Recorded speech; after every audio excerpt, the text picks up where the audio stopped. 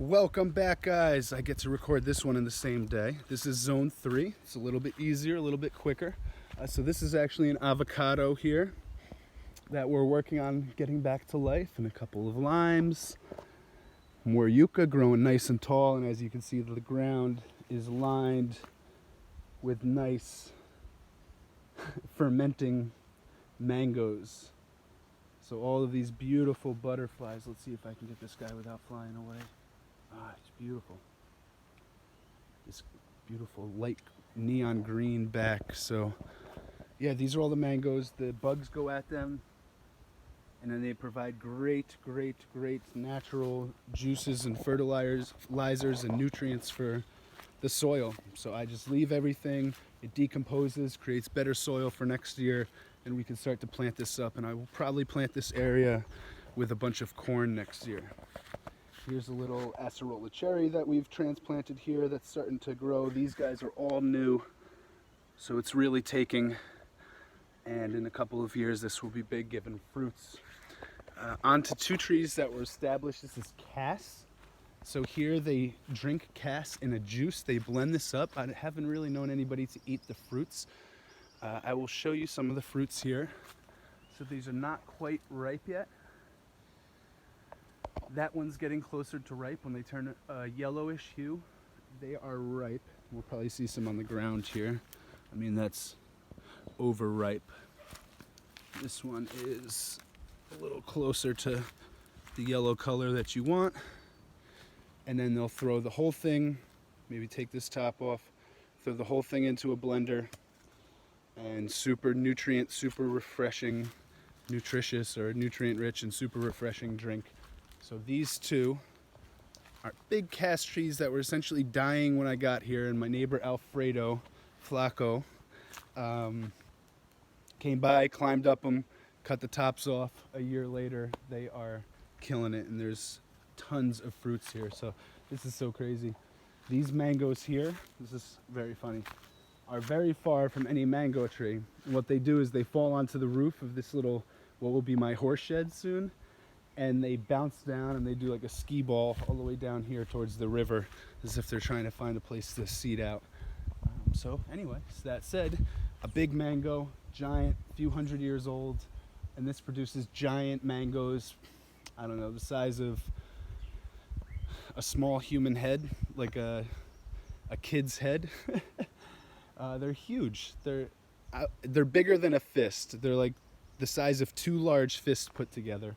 So that's a big mango. This is a small bamboo that we use for erosion control by the river. So we'll cut this and a couple other ones from the neighborhood and neighbors that have nice thin bamboos that will root up, and they'll prevent erosion from this newly formed river here. You can see I have plenty of coconuts. There's only a few growing on that tree because we've taken them off recently, but there's plenty more. So through that whole area, which I'll show you in a moment, and that's where that little coffee farm is that I have. We have lots of plantains, lots of coconuts. There's a big guayaba tree. It seems like there's passion flower growing there. I have moringa, a moringa tree. So I'm gonna get over there if I have some time, trying to keep this time low for YouTube purposes, so you're not watching these extensive long videos, and I can do them in parts. So here, a couple plantains that have just been planted. They recently restructured this entire river, so it's much wider now, much deeper. There's never any water on my property anymore, flooding in any sense. Not that it was bad before, but it was threatening me a little bit. So here is a cool section that the river used to run, and it used to overflow here a little bit. Never made it up towards my house or even towards that wall, but just about a foot, and the river would flow all the way down through that way. Now it doesn't do that at all, but we have all this extra dirt here. So I planted something called a miracle fruit tree, which is a very tasty berry on itself, but if you eat this berry with something sour, citrus, like a lemon or a lime, it takes away the sour and it makes the fruit sweet. And that's why it's called the miracle fruit, because it does this strange alchemical transformation with anything normally sour and makes it sweet. So that's growing well here, and I have a bunch of cacao I've planted. Here's a baby cacao. This is a seed from Vasconia. Here's a mango. We have another cacao that I've gotten back alive that was dying. This guy is another cacao I've grown from seed. There was a big cacao tree taken down when they were restructuring this river about a quarter mile away from my house. And I went over and grabbed all the fruits off the branches that were cut down and grabbed some seeds. And I think I have about 10 of them growing. Here's another one. And they're all doing well, and this is almost in a sandy environment, so I'm testing the different soils. This is more of a dirt environment, and he's doing well. And I have a couple more. What's really cool is because they turned all this soil so much, all of these, there's another one. All of these guys started coming up, these beautiful leaved flowers, and they're just going to grow so huge. And other small fruits and stuff are starting to grow, so this has become a little cacao area with some other fruits and flowers that are naturally growing and complementing everything. So on to this area a little bit, which is super planted up, and I'm going to get eaten by all the ants and everything that are trying to eat all my fruits and vegetables right now. But it is what it is. There are worse problems and worse neighbors to have in the world. So this is all sugar cane. This is purple sugar cane that I've planted. This is native here too. Much sweeter than the regular white sugar cane, and much more beautiful because purple's great. So here we have lots of, you can see the little bamboo pieces here. Coconuts, everybody just got planted. And what I think is happening here, this erosion, you can see the water coming out. I think there's a spring here.